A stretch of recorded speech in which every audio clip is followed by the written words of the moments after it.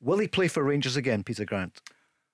Personally, I think if Gio could get rid of him, he would get rid of him. The biggest problem is now, I said to you before, if Rangers were getting 20 million for him, I'd have taken him by the hand, because I knew at that time he's going to let you down again, because the agent's constantly trying to sell him. I never ever thought he was anywhere near that amount of money, no matter how much goals he scored. I never thought he was that quality as a striker, because you have to be at the top level. You watch the top levels, the professionalism, how good they look. How good could he be? Sorry, if he trained, if he had that commitment, the total commitment, because he's undoubtedly talented, isn't he? Paul, your key word. If. Yeah, sure. You know Stephen, what I mean? do you think he'll play again? I mean, if you're having to convince a player, and listen, I don't know the inside story. I'm not just talking about Alfredo Morelos, I'm talking about players in general.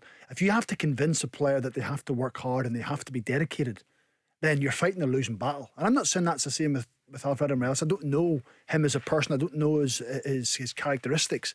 You can only judge from what you see and judge from what you hear. He's got an option now. He's two options. Either knuckles down, accepts the criticism, goes and proves people wrong, and gets himself back in the football pitch. Or he just decides, I've had enough, I want to move on. I'll either move in this window for January, or I'll let my contract run down. That's the two options he has. The ball is now firmly in his court. He's got people's backup. Fans are now starting to turn so much they're frustrated because they've got a centre forward who's scoring goals, so maybe they can forget about him a little bit. And I've said it before, centre forwards are precious. They love being the main people.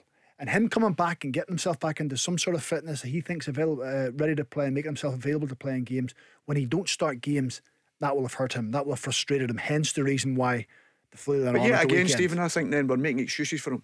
Everybody that doesn't play is frustrated. You can go right through that. Stephen Davis, consummate professional. Alan McGregor doesn't play, but Stephen Davis, for instance, for an outfield player to try and keep himself at the level at 36 years of age, that's who you should be looking at and saying, wow, this is how long I want to play at the top, this is where I want to play. When he turns up to Ibrox to see the stadium when it's full of Rangers fans who adore him, and he's let them down, because let's be perfectly honest, Gio and that's passing through as manager, coaches, whatever, but the supporters are always there, so he's let the Rangers fans down desperately, and they have to be critical of him for it, because maybe if they're critical of him, then that's the time he will take up and say, oh, I better listen here, because I'm not the blue-eyed boy. I'm not making excuses. I'm just trying to think what's in his mindset. Yeah, absolutely. Do you know what I'm trying to think why he's doing this and doing the other. 4 or 5 years we'll ask the same question. I know. And then every now and again he releases a cryptic message on social media as if I'm, forget that. There's another one today, isn't there? There is. Go and do your talking on the pitch.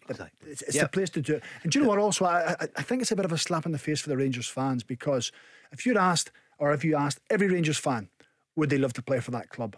100% of them would say yes. He has the luxury of playing for that club, their club. Well, that's my biggest argument I've always said to you, Paul. Peter, that was your point. That was my point. Many Rangers fans missed. You said Rangers are a massive club and deserve the respect. Absolutely. And Rangers fans, some of them heard it as, oh, Peter Grant's having a go at our club. No, not at the all. Opposite. I think he should be. I told you, outside Manchester United, Celtic and Rangers are the only ones that play under the pressure.